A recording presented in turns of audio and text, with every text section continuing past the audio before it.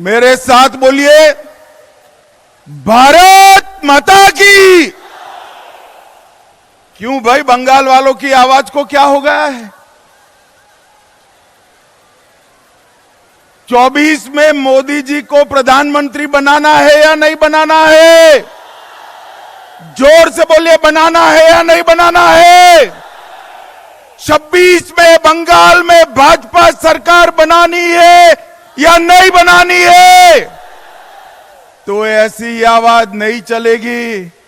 मेरे साथ दोनों हाथ उठाइए, उठाइए दोनों हाथ, विजय के संकल्प का मुट्ठी भींचिए और प्रचंड आवाज से बोलिए, भारत माता की, भारत माता की। मंच पर उपस्थित बंगाल भारतीय जनता पार्टी के अध्यक्ष श्रीमान सुकांतो मजूमदार जी, बंगाल में विपक्ष के नेता और भाजपा के वरिष्ठ नेता श्रीमान शुभेंदु अधिकारी जी, हमारे प्रभारी भाई मंगल पांडे जी, अमित मालवीय जी, उपस्थित सभी केंद्रीय मंत्रीगण,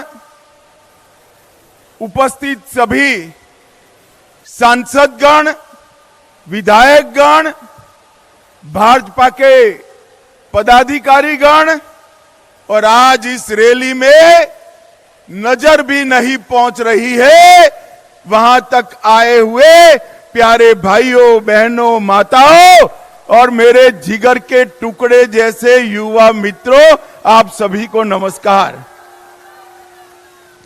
मित्रों, सबसे पहले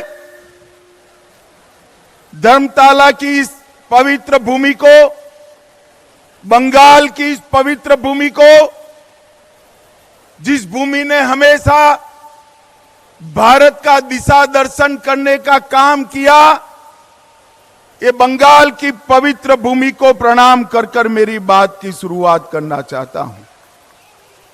मैं कवि गुरु रविंद्रनाथ ठाकुर, महान राष्ट्रभक्त नेताजी सुभाष चंद्र बोस, युग प्रवर्तक स्वामी विवेकानंद, जनसंघ के स्थापक डॉक्टर श्यामा प्रसाद मुखर्जी और यहां खड़ा हूं तो शेरे बंगाल आशुतोष मुखर्जी को भी प्रणाम कर कर मेरी बात की शुरुआत करना चाहता हूं।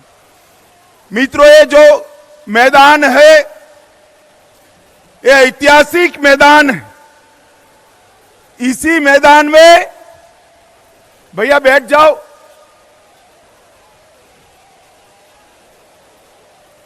इसी मैदान में सोहरावर्दी ने डायरेक्ट एक्शन का कॉल दिया था और यहीं पर महान गोपाल मुखर्जी ने इसका सामना करने का कॉल दिया था। यही मैदान है जिसने पश्चिम बंगाल को हिंदुस्तान के साथ, भारत के साथ जोड़कर रखने का काम किया है। और मित्रों, भारतीय जनता पार्टी के लिए भी ये मैदान बहुत भाग्यशाली मैदान है। मैं इसी दिसंबर महीने में, नवंबर महीने में यहां पर आया था 2014 में और यहां से बंगाल की जनता को, तृणमूल को हटाने का कॉल देने का काम मैंने किया था भारतीय जनता पार्टी के अध्यक्ष के रूप में। और मैं आज बंगाल की जनता का धन्यवाद करना चाहता हूं कि आज बंगाल में 18 लोकसभा सीटें और 77 विधानसभा सीटें देकर बंगाल की जनता ने तय कर दिया है कि यहां पर अगली सरकार भारतीय जनता पार्टी की सरकार बनने वाली है।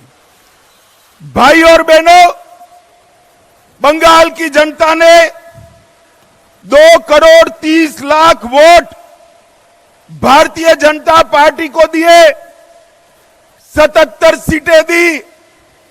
हमारे नेता शुभेंदु अधिकारी को अभी अभी दीदी ने दूसरी बार विधानसभा से बर्खास्त कर दिया है।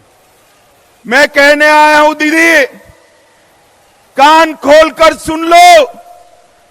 शुभेंदु जी को आप विधानसभा के बाहर तो निकाल सकती हो, परंतु बंगाल की जनता को चुप नहीं कर सकती। बंगाल की जनता कहती है दीदी आपका समय अब समाप्त हो चुका है। भाइयों और बहनों, सोनार बांग्ला और परिवर्तन के नारे के साथ, मां माटी मानुष के नारे के साथ कम्युनिस्टों को हटाकर दीदी सत्ता पर आई। मैं पूछना चाहता हूं आपको, परिवर्तन हुआ है क्या? जरा जोर से बोलो, हुआ है क्या? घुसपैठ रुकी है क्या? तुष्टीकरण रुका है क्या? पॉलिटिकल वायलेंस बंद हुआ है क्या? भ्रष्टाचार रुका है क्या? मोदी जी लाखों करोड़ों रुपया बंगाल को भेजते हैं, तृणमूल के सिंडिकेट वाले वो रुपया को बंगाल के गरीबों तक पहुंचने नहीं देते। मैं आज आह्वान करने आया हूं, अगर 26 में यहां भाजपा सरकार बनानी है तो इसकी नींव 24 के लोकसभा के चुनाव में डालकर मोदी जी को बंगाल से प्रधानमंत्री बनाना चाहिए। भाई और बहनों, 27 साल कम्युनिस्टों का शासन रहा। ममता जी तीसरी टर्म के लिए जीती। लाल भाई और तृणमूल कांग्रेस मिलकर बंगाल को बर्बाद कर दिया। चुनावी हिंसा पूरे देश में, चुनावी हिंसा अगर सबसे ज्यादा होती है तो बंगाल में होती है। घुसपैठ बंगाल सरकार, ममता बनर्जी रोक नहीं पाई। जो ममता बनर्जी कभी घुसपैठियों के लिए पार्लियामेंट चलने नहीं देती थी, वो ममता बनर्जी आज घुसपैठियों को खुलेआम वोटर कार्ड और आधार कार्ड बंट रहे हैं, वो चुप बैठी है। कट मनी से पूरी बंगाल की जनता परेशान, सिंडिकेट की उगाही से पूरी बंगाल की जनता परेशान। और जिस बंगाल में कभी सुबह सुबह रविंद्र संगीत सुनाई पड़ता था, वो बंगाल आज बम धमाकों से गूंज रहा है। मित्रों, बम धमाकों से गूंज रहा है। पूरे देश में गरीबी कम हो रही है, मगर बंगाल में गरीबी कम होने का नाम नहीं देती। भ्रष्टाचार चरम सीमा पर है। मैं बाद में बात करूंगा, मगर मैं आपको बताने आया हूं भाइयों, मैं गुजरात से आता हूं। मेरे जीवन में किसी नेता के घर से इतनी सारी नोटों की गड्डियां किसी ने अपने जीवन में नहीं देखी होगी। मित्रों, जो बंगाल साहित्य, विज्ञान, कला, आजादी का आंदोलन, आध्यात्म, उद्योग और कृषि में पूरे देश का नेतृत्व करता था, वो बंगाल आज सबसे पिछड़ा बनाने का काम दीदी ने किया है। दीदी ने बंगाल को बर्बाद कर रख दिया है। मैं आज बंगाल की जनता को कहने आया हूं, एक बार पूरे देश का विकास देखिए। मोदी जी ने 60 करोड़ गरीबों के जीवन में बहुत बड़ा परिवर्तन लाया है। उनको घर दिया, शौचालय दिया, गैस दिया, पीने का पानी दिया, मुफ्त में अनाज दिया, साथ में शौचालय के साथ साथ 5 लाख तक की स्वास्थ्य की सारी सुविधाएं दी और पूरे देश को कोरोना का दोनों टीका लगाने का काम भी नरेंद्र मोदी जी ने किया। पूरे देश में आतंकवाद को मोदी जी ने समाप्त किया है। मुझे बताओ भाइयों बहनों, एक कश्मीर जो है हमारा है या नहीं है? जोर से बोलो, है या नहीं है? जिस कश्मीर के लिए, जिस धारा 370 को हटाने के लिए बंगाल के सपूत श्यामा प्रसाद जी ने बलिदान दिया था, वो धारा 370 को मोदी जी ने समाप्त कर दिया। वामपंथी उग्रवाद को नकेल कसकर समाप्त करने का काम मोदी जी ने किया। भारत के तिरंगे को चंद्रयान के माध्यम से चंद्र पर पहुंचाने का काम नरेंद्र मोदी जी ने किया।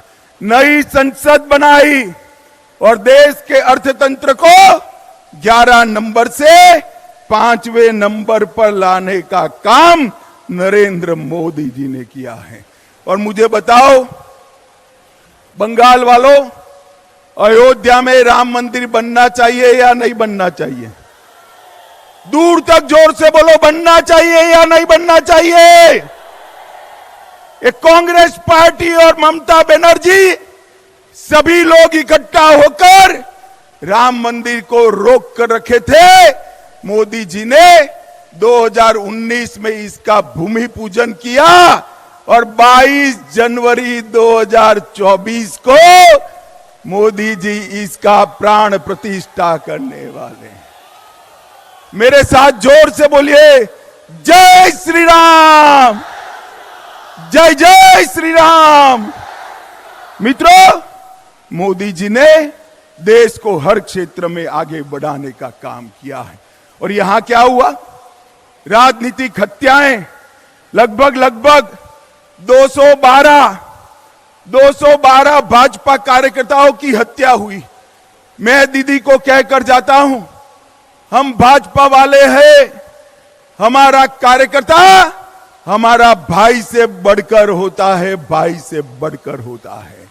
दीदी, भाजपा कार्यकर्ताओं की हत्या की है देश भर का और पूरे बंगाल का एक एक कार्यकर्ता इसका बदला लेने के लिए तैयार है। आप मेरी बात याद रखना।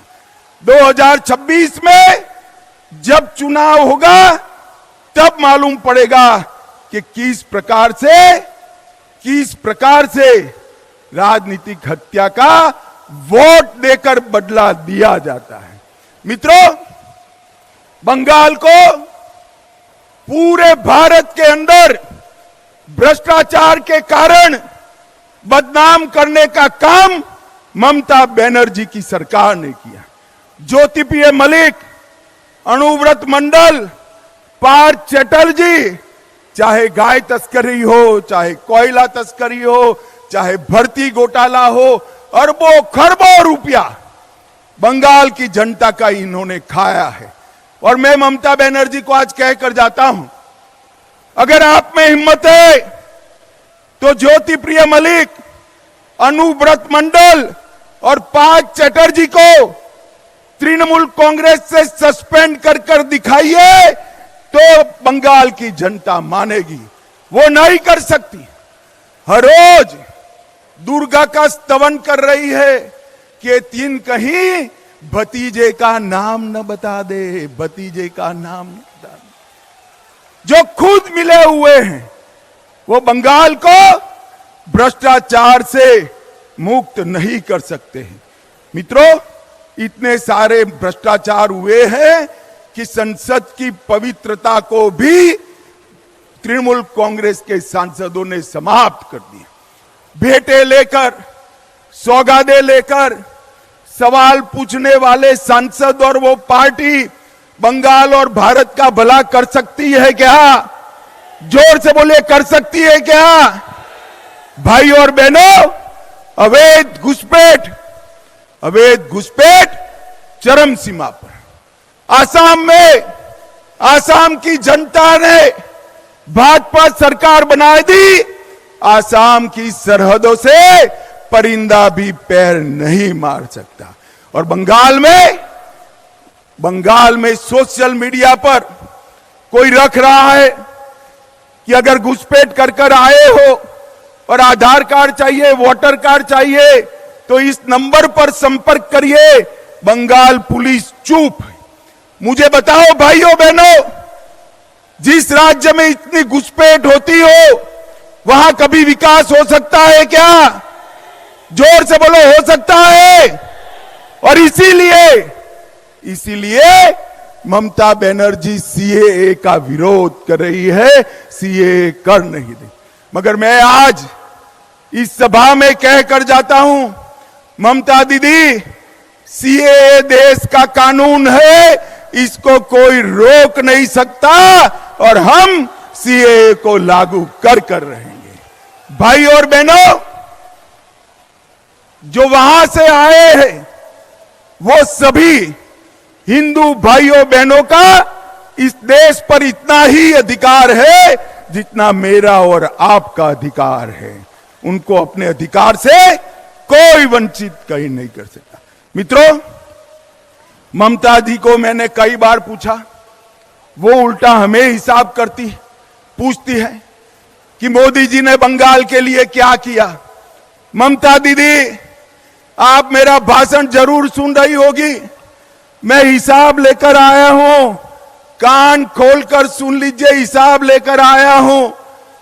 जिस सरकार में आप मंत्री रही, यूपीए सरकार, जिस सरकार को आपने समर्थन किया, उसने 2004 से 14 में बंगाल को क्या दिया? ग्रांट इन एड और डिवोल्यूशन का सिर्फ 2 लाख करोड़ रुपया दिया। कितना दिया भाइयों बहनों, बोलो तो? और मोदी जी ने 2 लाख करोड़ के सामने 10 साल के सामने 9 साल में 6,70,000 करोड़ रुपया देने का काम नरेंद्र मोदी जी ने किया। और 1,80,000 करोड़ रुपया नरेगा में 3.5 गुना ज्यादा हमने दिया। आप धरना करती हो? जब आप मंत्री बनकर बैठी थी, मुख्यमंत्री बनकर सरकार का समर्थन कर रही थी, पैसा कम मिलता था। यूपीए सरकार ने 14,000 करोड़ रुपया दिया, मोदी जी ने 54,000 करोड़ रुपया देने का काम किया।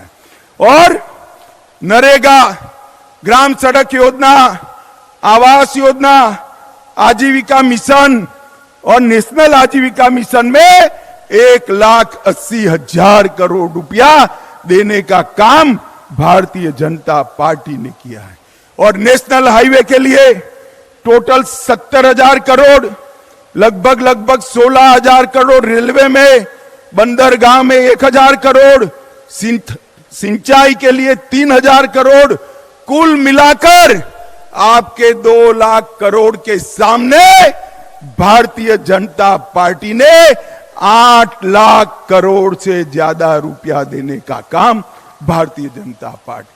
और ममता दीदी, जितना गुमराह करना है कर लीजिए। गत चुनाव में तो रैगिंग कर आप जीत गई, फिर भी हमारी 77 सीटें आई। 77, कहां 0, कहां 77। और इस बार 26 में रैली देखकर मैं स्पष्टता से कहने जाता हूं कि 26 के चुनाव में 2/3 बहुमत के साथ यहां पर भारतीय जनता पार्टी की सरकार बने।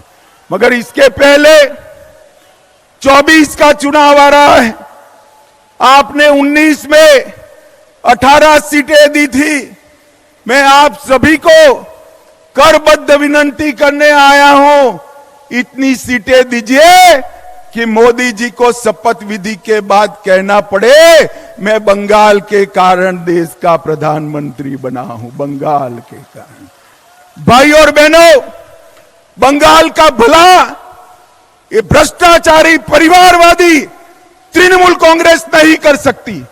बंगाल का भला एक कम्युनिस्ट नहीं कर सकते, और कांग्रेस पार्टी तो तृणमूल के शरण में गई हुई पार्टी है, वो बंगाल का भला नहीं कर सकती।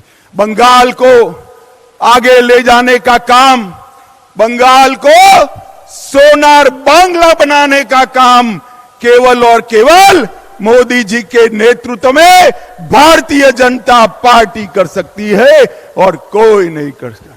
भाई और बहनों, मुझे बताओ, ये भ्रष्टाचारी ममता सरकार को हटाओगे? जोर से बोलो अंत तक। भ्रष्टाचारी ममता सरकार को हटाओगे? 24 में मोदी जी को फिर से प्रधानमंत्री बनाओगे? 26 में 2/3 बहुमत से भाजपा सरकार बनाओगे? घुसपैठ रोकनी है, जोर से बोलिए, घुसपैठ रोकनी है, सीएए लाना है, भ्रष्टाचार रोकना है, सीमाएं सुरक्षित करनी है, बंगाल के गरीब का विकास करना है, बंगाल की अस्मिता वापस लानी है।